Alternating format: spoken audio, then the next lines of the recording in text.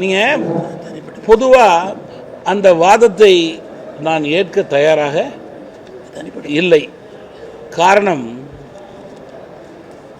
நீங்கள் அமைச்சர்களுக்கு மட்டுமல்ல, அதிகாரிகளாக இருக்கலாம், கட்சி தலைவர்களாக இருக்கலாம், ஆளுங்கட்சி தலைவர்களாக இருக்கலாம், தொண்டர்களாக இருக்கலாம், பொறுப்பாளர்களாக இருக்கலாம், எதிர்கட்சி தலைவர்களாக இருக்கலாம், பொறுப்பாளர்களாக இருக்கலாம், தொண்டர்களாக இருக்கலாம். அவர்களுக்கு சுகதுக்கங்கள் இருப்பதை யாரும் தடை போட்டு நிறுத்த முடியாது.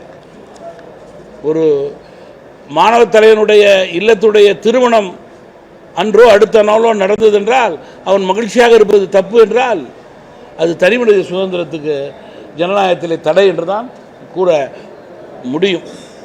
எல்லோருக்கும் தெரியும் இந்த படத்தை பற்றி. இந்த படத்துக்கு ஏன் தடை போட்டாங்க, ஏன் லேட்டாக தடை வருது, இந்த படத்துக்கு உண்டான ஆர்வம் இப்படி இருக்கிறது.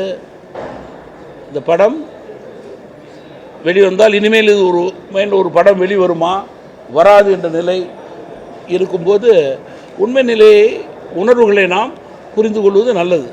யாருக்காக இருக்கட்டுமே.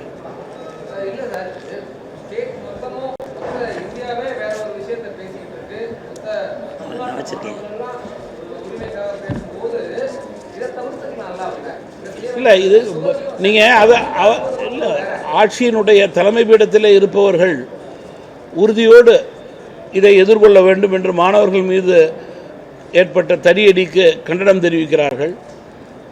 இதற்கு ஒரு முடிவு கட்ட வேண்டும் என்று கூறுகிறார்கள்.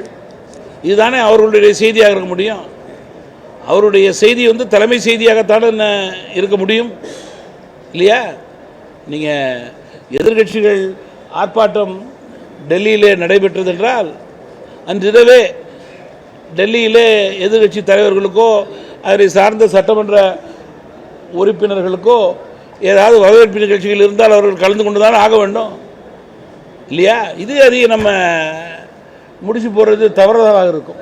இவன்னா அரசியலுக்காக வேணால் பேசலாம், அரசியல் செய்திக்காக பேசலாம் ஒழிஞ்சு இது அதே போல் எடுத்துக்கொள்ள வேண்டிய அவசியம் இல்லை.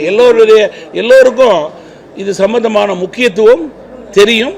அதன் அடிப்படையில் அந்த கட்சியினுடைய செயல்பாடு இருக்கிறது. அதையும் அந்த கட்சியினுடைய தலைமை வெளிப்படுத்தியிருக்கிறது.